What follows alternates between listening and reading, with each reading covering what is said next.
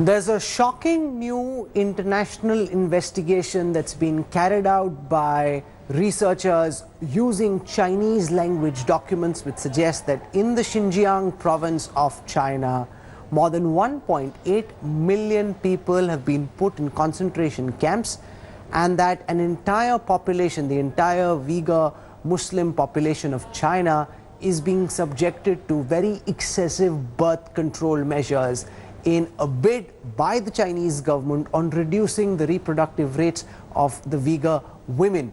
This is being called a violation of the United Nations Convention on the Prevention and Punishment of the Crime of Genocide.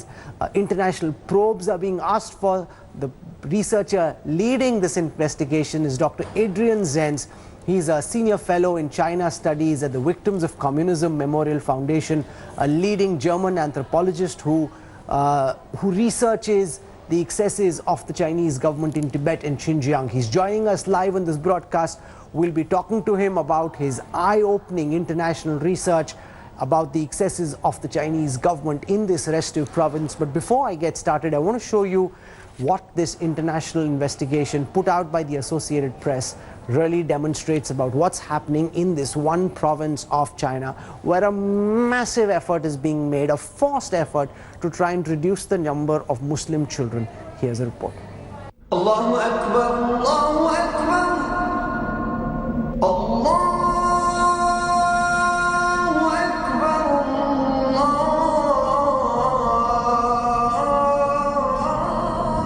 A muezzin's call to prayer in China.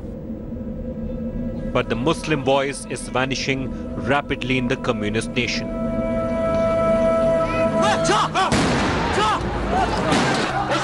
In China's Xinjiang region, Muslim ethnic minority groups are facing a ruthless campaign. We want justice! We want justice! Xi Jinping is terrorist! Xi Jinping is terrorist! Terrorist China! Terrorist China! They are being locked up in detention camps en masse. Around 3 million of them since 2017, according to the Pentagon.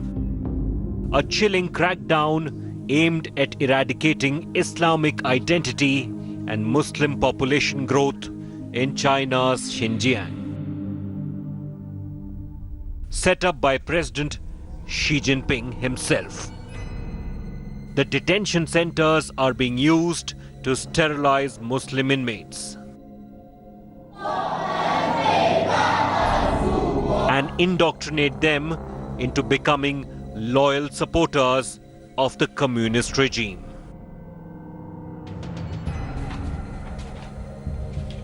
This is Zumair Daud, an Uighur Muslim from Xinjiang, who was forcibly sterilized and sent to one such camp. We lost a part of our body, we lost our identity as women. We will never be able to have children again. They have cut off one of our organs. It's gone.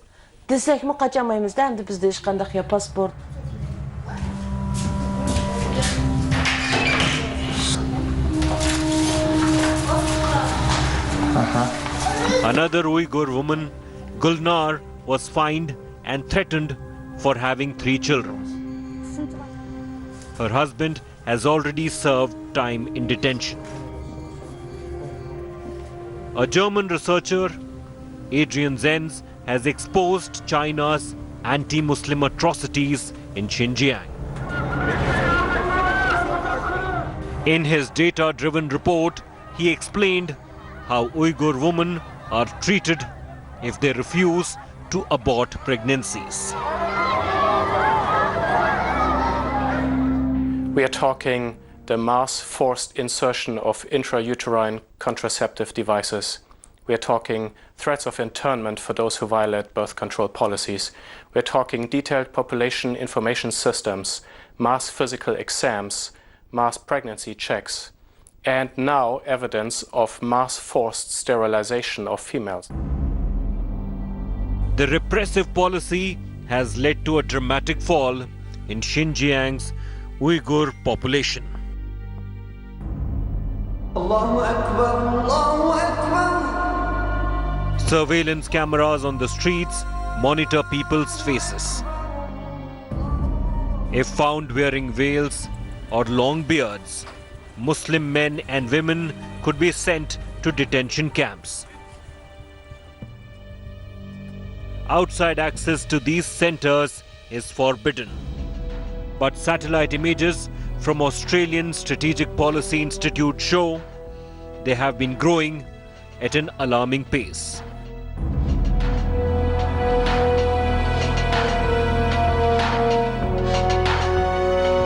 Just last year, Pakistan lectured the West over Islamophobia, but sidestepped its all-weather ally, China, for its treatment of Chinese Muslims.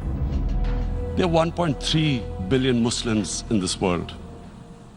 There are millions of Muslims living in other countries, European countries, in the US as minorities. Islamophobia since 9/11 has grown at a pace where it is alarming. The Chinese regime had a free run for far too long. But with the United States signing a bill recently to punish China over the repression of Uighurs, it's high time the international community held Beijing to account for what appears to be a genocidal act against an ethnic minority.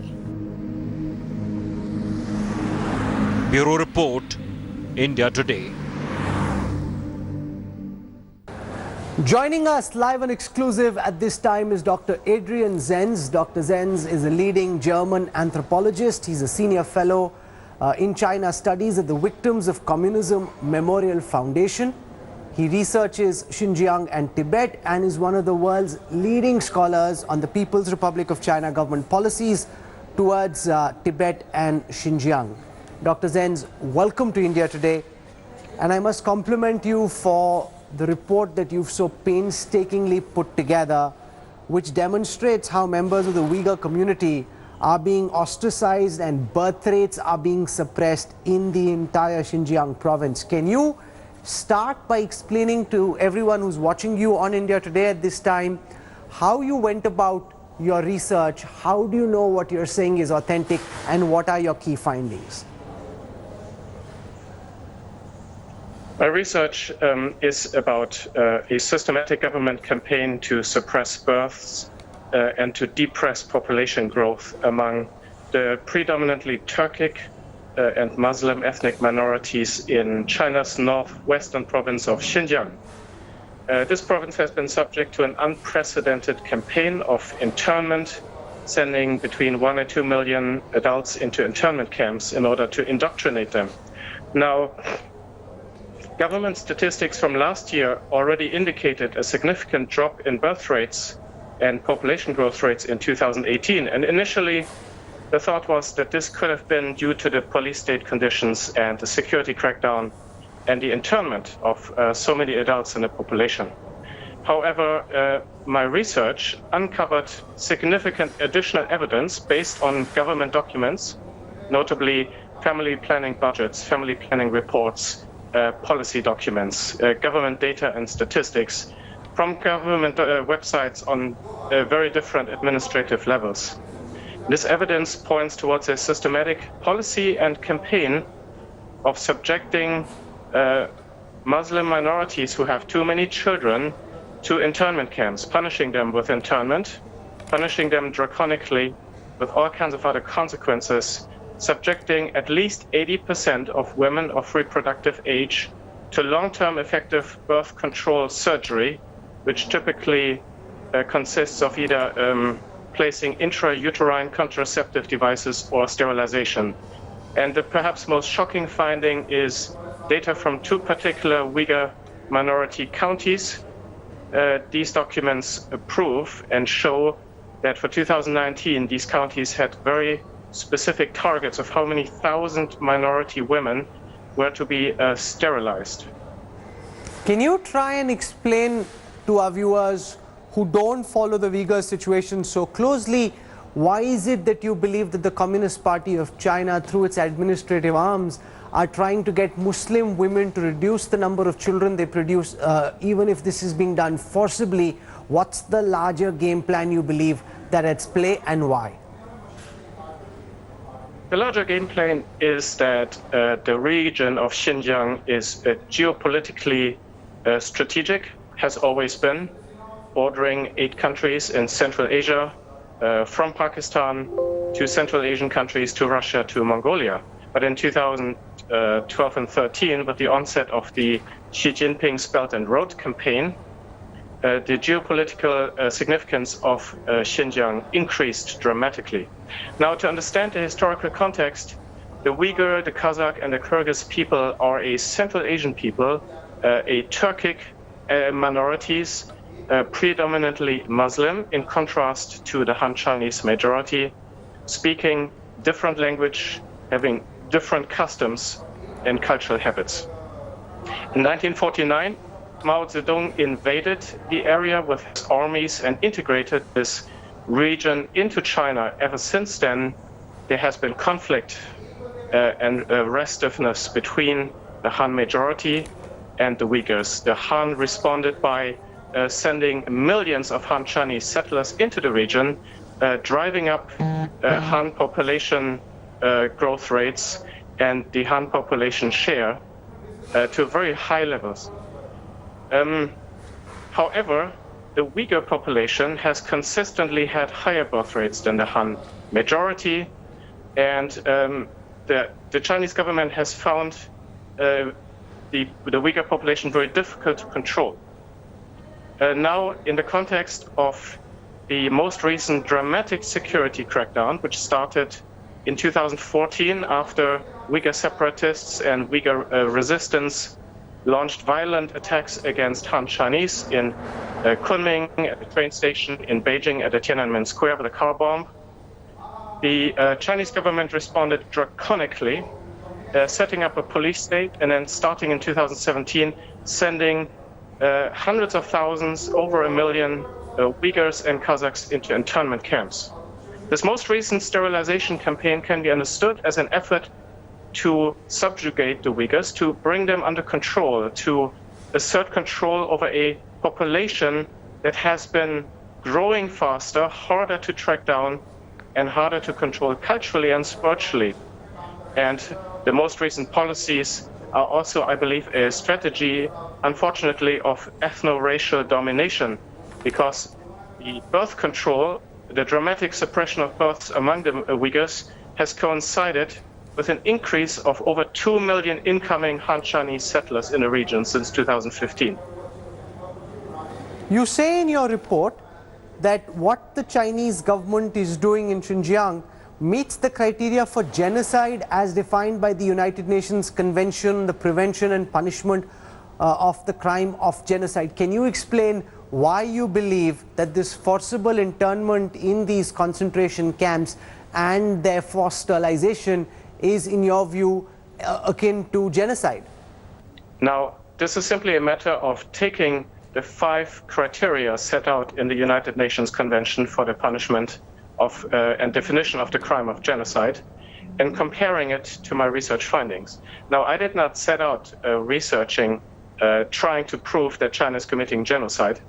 And in fact, I don't believe China is committing fully fledged genocide. However, the evidence I found, surprisingly much stronger than I had expected, does amount to now having to say that China is not only committing a cultural genocide against the Uyghurs, trying to eradicate their culture, but they're at least committing a demographic genocide by suppressing births, while at the same time bringing in large numbers of Han Chinese into the region. And that is because one of the articles of this convention says one of the indicators of genocide is the suppression of births among the targeted group. Okay, and how do you believe the international community should now take forward and amplify the work that you've done? Should this be discussed at the United Nations? Should there be an international probe? Can the UN probe? How do you believe this report needs to be proceeded with? In an ideal world, this would be a high priority for the United Nations. United Nations, Human Rights Council, and other mechanisms to make a determination of the nature of the atrocity that is going on in the region. Now, unfortunately, we all know that China has been very successful at elite capture, meaning it has successfully influenced and even dominated the United Nations, bringing all kinds of dependent nations onto its side, which is frankly one of the big problems of China's rise, because it conducts such powerful influence operations to make the world safer for authoritarian governments and dictatorships like itself. At the same time, however, individual nations also have responsibilities.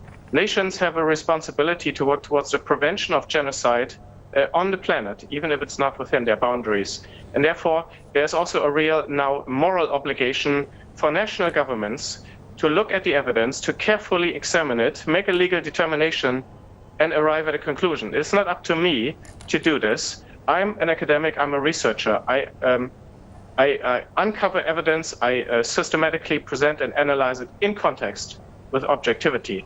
It is now, the ball is now in the court of the international community to take this evidence, to make a determination and to, quite frankly, fulfill its moral obligation. One of the things that I was reading put out by open source investigative reporters is that the size of each of these concentration camps is expanding dramatically as the months go on. So it's not as if the Chinese have made their move and now it's in the past. This is an ongoing crisis. It's not being discussed very much. It's an ongoing crisis, and the number of camps, the size of the camps, the people in those camps are being increased dramatically month after month. Can you explain that to our viewers, sir? Yes, I can. Now, the size of many of the different camps, now we have internment camps, we have prisons, we have detention centers. The size of all three of these increased dramatically in 2018 and also partly in 2019. Since then, China has also released a number of people, especially from the vocational internment camps, into forced labor. So in a sense, they go from one form of detention to another form of detention. Instead of studying Xi Jinping every day, they now have to labor all day long under sort of prison-like conditions. However, at the same time, what you say is quite true. It is likely, in fact, that more people are replacing those who have been released, because satellite nightlight data indicates that many of the camps are still operating at night and have plenty of light on. And also at the same time, China has all kinds of camps that are extra legal meaning those who are in the camps never go, don't see a trial, are not told what their crime is. There's no legal conviction, legal appraisal. There are many of these types of camps that China does not even admit to they exist. And I suspect very strongly that many people in those camps have not been released, and maybe more have been added. Another new development is that especially the more culturally influential people, intellectuals, Uyghur artists, musicians, authors, people who have written translations, dictionaries, and other things, those have been sentenced to very lengthy prison terms, 5, 10, 15, often 20 years. And the strategy here is to take them out, to remove them from society, and to remove the influence so that they cannot stand in the way of the cultural genocide that's going on. How many people, in your estimate, from the Uyghur community have been subjected to this cultural genocide? My estimate, based on data from 2018 and 19, is that up to 1.8 million Turkic minorities have been, were, or are in some form of extra-legal internment. And this number excludes prison. So the prison system is separate. My estimate of up to 1.8 million is of all extra-legal forms of detention. Now, if you look at cultural genocide, you also need to actually add people, children who have been put into boarding schools and separated from their parents. Boarding schools with high walls and barbed wire and fences and cameras, where they are punished if they speak their native language. They must speak Chinese only. Now, those also count as prisoners of cultural genocide. You know, it's shocking the numbers that you're talking about, the depth and the extent of this atrocity that's being perpetrated on an entire population, and I'm very, very thankful for the work that you're doing and for sharing this with our viewers. Dr. Adrian Zenz, thank you very much. We will track the international ramifications of your research very closely. Thank you for taking out time, sir. Thank you indeed.